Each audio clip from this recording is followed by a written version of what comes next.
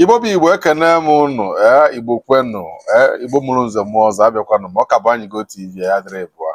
O nwere ife onyonyo mfụlụ ebe onye ọcha inene onye a ifu na anya ebe ezigbo onye ọcha aida na onye ọcha UK mana ama na onye ọcha bụ onye Europe ji ọjị wee na-ekpe ekpele. O nwere mmanya ọcha ife a wee tọọ m ụtọ.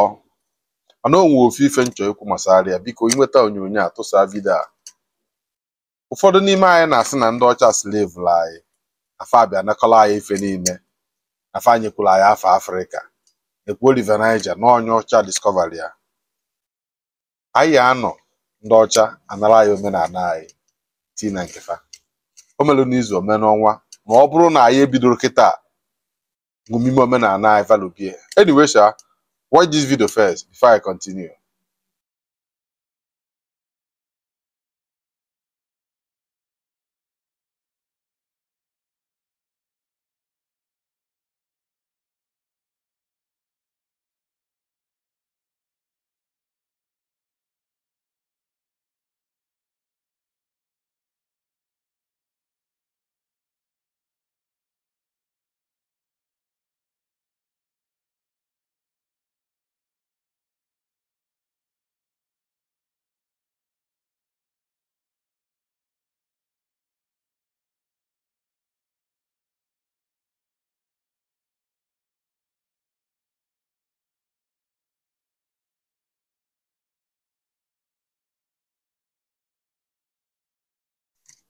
Unu afụgoni ya, o nwe ofufe nchọ ịgwa ndị be anyị ma na-ekwu ife oge ọbụla.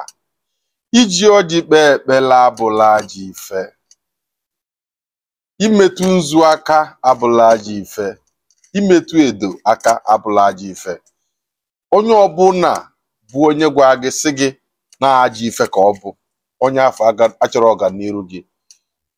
Na-agwa unu eziokwu, n'ezie na onye ọcha na praktisi omenala anyị. Gị nwa bụ onye Igbo jụọ onwe gị ajụjụ, kedu ugboro one iji gwele ọjị kpee ekpere n'afọ? Enwere freedom of worship anyị ma, mana mgbe ụfọdụ echefu na ebe isi bịa. Bob Manuel Udokwu sị ka ị na-akpọ nna nna ndị ọcha chetakwa nna nna ndị gịnị ndị be anyị. Na ayalụ ndụ kpaa akụ onye ile erie. Anọ m amụtala eze Ọnịcha ya tọọ Ọnịcha niile. Anyị na-ewepụta time gụọ akwụkwọ nsọ, gụọ Luke, gụọ James, gụọ Psalms dị iche iche, kpee ekpere dị iche iche. Ma dịkwazie mmadụ weluke n'ọjị, especially ndị nna fa anọzi. Ịma na onye nna ya nọ amala ife onye nna ya nwụrụ anwụ n'afọ, especially onye nna ya nọzi and ịma na nna ya bụ ezigbo onye Igbo chi ọzọ ma ome omenala. Okere na ọrụ dịrị ebe nọkata iwe nye ọjị ịkpọkuo Chukwu okike abịa ama isi nna gị ka mkpụrụ obi ezuru ike na ndịkwa yọọ nna gị aba afọ ọnọ ka ọ na-ekpetara gị ekpele because na enwere ndị ichie ọbụla ajọ ife. Mmadụ ikpe ekpele wenye ọjị kpọsịa Chukwu kwadụ ka esi ekpe ekpele nwa Chukwu echukwu ọ ka nna nsị m gosi m o wenye ọjị bụ nna m ọkpọba Chukwu echukwu ọgbọ oge otu onye eze a na-ekpesịala ọgwụ festin ọ na-ebu ụzọ akpọ ka nna m wenye ọjị igbu ụzọ ọ ya egbu eze tọ Chukwu ọgbọ ọgwụ otu onye eze na-ekpesịara ọgwụ Chukwu ka ọ na-ebu ụzọ akpọ nna mụtalụ m n'afọ. Ọ wee kpọba chetaba kwube onye a na-achụrụ àjà bụ oke mmụọ because na Chukwu okike abịa ama bụ oke mmụọ, ọ mmụọ ka mmụọ. Ejụọ mmadụ ọ sị na ọrụ agọrọ mmụọ nọ na-eje ụka mgbe ejụọ ya kedu onye bụ Chukwu ọ sị gị na Chukwu bụ mmụọ onye ji aka ya biri n'onwe ya, onye nwere isi mbido nke o ji enwe njedebe. Ụmụnne m, onye na-ekpere Chukwu na-agọ mmụọ maka na Chukwu bụ mmụọ. Ife na-achọ ịgwa gị bụ asị onye Igbo ebe ịnọkọta wenye ọjị kpee ekpele na ọ bụla ajọ ife ịnọdụgwa obodo oyibo ma ọ dị ọjị wetara gị ya.